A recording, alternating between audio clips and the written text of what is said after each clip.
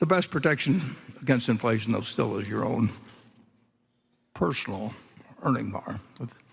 In the 70s, you wrote an article entitled How Inflation Swindles the Equity Investor. You said that stocks cannot keep pace with inflation because companies cannot increase the return on equity. Do you believe that this is still the case? Yeah, and of course, bonds can swindle the equity investor too. Everything, inflation, I should say, swindles the bond investor too, and it swindles the person who keeps their cash under their mattress. It swindles almost everybody. And the problem, if you have a business that doesn't take any capital, and let's just say the dollar depreciates 90% or something, so things cost 10 times as much. If it doesn't take any capital, you can charge 10 times as much, and you've kept your relative position. But most businesses take some capital.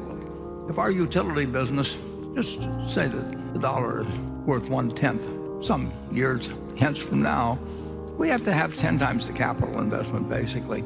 And we get paid a return on that, but we have forced capital investment to essentially keep it in the same place. And inflation is, the question is how much, and the question is whether you can decide that 2% and keep it. The answer is nobody knows. I mean, you do not know, and nobody knows.